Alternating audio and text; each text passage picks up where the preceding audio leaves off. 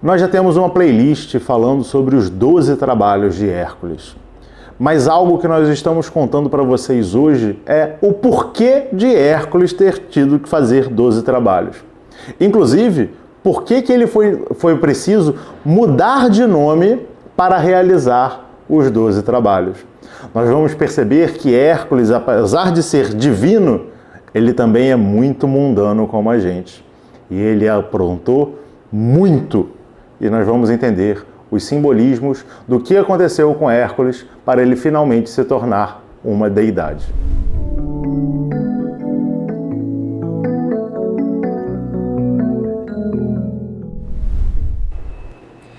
E Hércules, embora um semideus, como a gente já colocou aqui em vários outros vídeos falando dos trabalhos, antes de ser conhecido como Hércules, antes da fama, quando ele era Alcides, quando ele tinha um outro nome, ele não manifestava tão bem assim a sua contraparte divina. Ele é um semideus, então, como a gente consegue concluir, ele tem uma parte divina dentro de si, ele tem a potencialidade do sagrado, mas ele também tem essa parte mundana que nós sempre comentamos, assim como nós. Hércules é um espelho de nós e do nosso processo. Ao longo dos trabalhos, ele vivencia essa individuação, ele encontra esse processo de divinização. Então, obviamente, antes de começar a buscar isso, ele era a manifestação daquilo que é rude, daquilo que é grosseiro, e a gente pode até pensar que, de certa forma, ele parecia o valentão, né? Porque ele era o filho de Zeus, ele era o famoso, ele tinha ali grande força, ele já tinha alguns aspectos que se sobressaíam diante dos outros, mas ele obviamente não sabia direcionar toda essa potência e fazia isso da pior forma possível. As coisas vão acontecendo, ele vai ganhando um pouco mais de maturidade, ele constitui família, e é ali que começa o processo de autodescoberta de Hércules. E esse processo parte a partir de uma catástrofe. De uma tragédia. De uma tragédia. Porque ele é acometido pela Noia, a Noia enviada por Hera. Porque ele é acometido pela Noia, a Noia é enviada por Hera, ou seja, a gente tem a representação do divino trazendo algo que movimenta o cenário para que o herói possa depois buscar o seu processo de individuação. E quando ele é acometido pela Noia, ele se perde na sua própria alucinação e acaba atacando a sua família. Em algumas versões ele mata a esposa, em outras não, isso é um pouco menos importante. O que é mais significativo e simbólico aqui é que ele sempre mata os seus filhos. E ao matar os seus filhos, ele simbolicamente mata o seu legado para o mundo, ele mata aquilo que ele estava deixando de melhor, digamos assim, ou que ele poderia deixar de melhor. E a partir daquele momento é que ele busca redenção, é que ele busca algum outro caminho diferente daquilo que o tinha levado até ali. Porque, obviamente, não conseguir manifestar a sua parte divina só trouxe tragédia, só trouxe problema na história dele até então.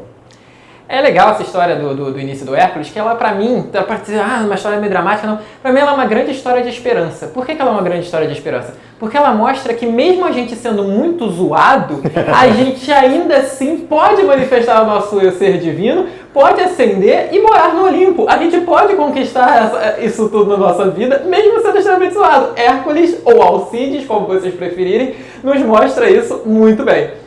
E como o João bem disse, né, ele é justamente esse cara zoadão que passa por esse momento trágico na vida dele, onde ele é o causador, né, ele é o catalisador da sua própria ruína, de uma certa forma.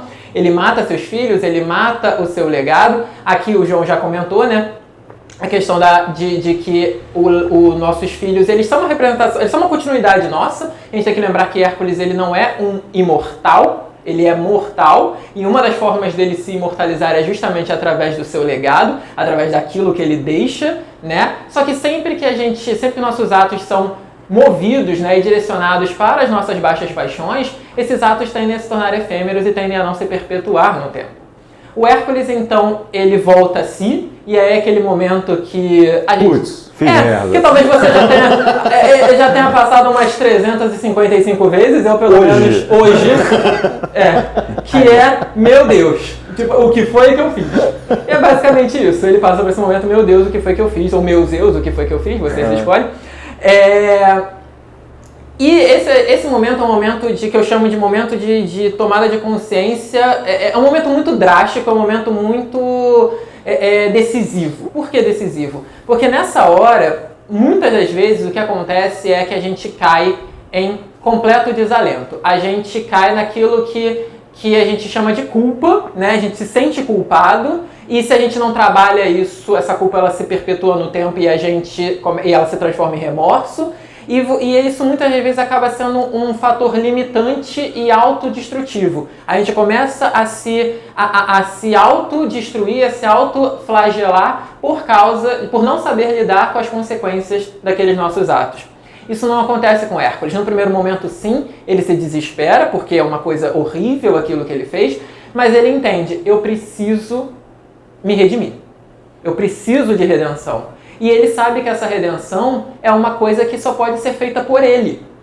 Muitas vezes a gente acredita que a salvação, que a redenção, que o perdão, ele vai vir de fora, ele vai vir como uma espécie de indulgência, e não. Ele é algo ativo, ele é um princípio ativo, ele é algo que vem de dentro para fora. E Hércules, ele precisa agir, porque se foi através da ação que ele gerou essa desarmonia na vida dele, somente através da ação, não da mesma ação, mas de uma ação mais consciente, de uma ação mais bem direcionada, é que ele vai justamente poder compensar isso. Lembrando que compensar não é voltar atrás, não é desfazer o que foi feito, mas sim conseguir entender aquilo que foi feito e agir de uma forma diferente, de uma forma harmônica. Nesse momento, o que ele faz? Ele busca o oráculo de Delfos. E isso também é uma chave interpretativa do mito muito interessante. Hércules zoou o coreto todo. Se ele simplesmente fala, não, agora eu vou me redimir e começa a agir de maneira impetuosa como ele sempre fazia, ele não iria se redimir, ele só iria causar mais sucessão de desaventuras na vida dele. Então, ele faz o quê? Ele busca os deuses.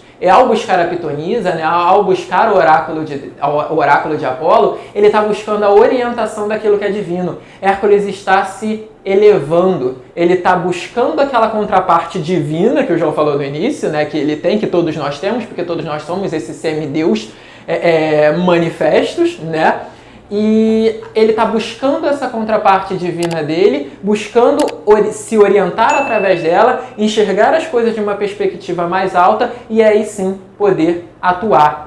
É interessante, só para concluir a minha parte, que o nome Hércules, em grego, é Heracles, né? Que significa glória de Hera. João falou, Hera foi aquela que trouxe a noia para ele, ou seja, foi aquela que desgraçou a vida dele. De um ponto de vista sim, mas como o João bem disse, não. Foi aquela que falou, cara, tua vida já tá zoada, então eu vou destruir a tua vida para te dar a chance de recomeçar do zero, né? E de começar de novo. Então, a glória, né? O que é essa ideia de Heracles? Né? O que é essa ideia da glória? A glória, na verdade, é aquilo que o Hércules ele vai conquistar com os 12 trabalhos que ele fez e que ele vai fazer e que a gente já analisou. A glória, que muitas vezes é uma palavra que a gente repete sem entender, ela é justamente aquele sentimento que surge dentro de nós cada vez que a gente conquista alguma coisa, cada vez que a gente supera alguma coisa. E não existe glória maior do que a conquista de si mesmo. Então Hércules, ele se torna esse ser glorioso quando ele conquista a si mesmo, manifesta a sua parte divina, ascende até o Olimpo e pode de fato se tornar um verdadeiro Deus. E aí você fala, ótimo, muito legal, mas como é que eu sei se eu estou sendo um mané, né, para não falar um palavrão, como Hércules, ou se eu estou manifestando a minha questão divina? Se eu estou sendo um Hércules ou um Alcides? Qual dos dois lados eu estou sendo? Bem, você vai perceber determinadas coisas na sua vida. Normalmente, né, você vai perceber pelo próprio traço psicológico do Hércules, no mito, que ele é muito impetuoso. Ele vai lá e faz, ele vai lá e age. Agir não é uma coisa ruim, mas é importante que a gente pense antes de agir. Existem pessoas que agem muito e pensam pouco, e por isso elas estão constantemente fazendo besteiras. E elas até se acham inteligentes, mas na verdade não o são, porque elas não estão pensando de fato. O Hércules, ele é assim, ele vai e faz, ele é o mestre da gambiarra, ele vai resolvendo de qualquer jeito e uma hora a casa cai. A Hera, na figura da grande divindade, ela traz a noia para o Hércules para ele perceber, olha, a sua vida não está sendo boa, você não está produzindo bons frutos. Seus filhos não são bons filhos. Né? Isso não significa que você quer matar seus filhos, tá? Preste atenção. É um mito! É um mito dentro desse processo. Significa, o seu legado não está sendo bom. Só que você não está percebendo isso. Então vem situações na nossa vida para nos dar esse chacoalhão e falar, cara, pensa no que você está fazendo.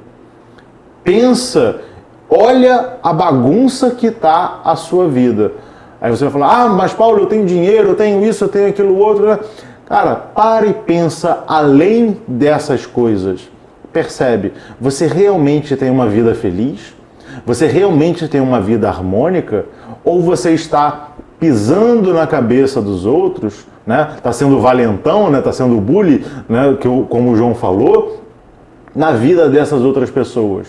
Se você está sendo, você é Alcides, você não é Hércules.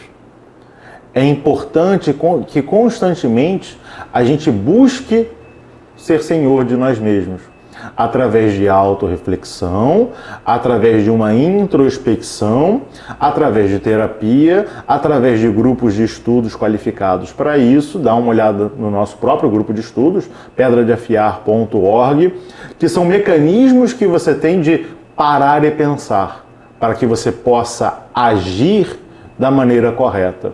E você vai falar, mas o Hércules, apesar de impetuoso, ele pensava e eu também penso. Mas será que a gente pensa de verdade? Será que a gente tem um pensamento crítico? O Hércules se achava o maioral. E como ele conquistava determinadas coisas, vamos botar isso conquistar entre aspas, ele achava que pensava certo. Até que tudo veio e desmoronou. Quando nós olhamos para a nossa vida, nós vamos perceber que várias situações a casa cai. Não necessariamente literalmente, né? Mas às vezes também. Mas quando a casa cai, é um momento da gente falar, cara, o que foi que eu errei? E no geral, as pessoas não se comportam como Hércules.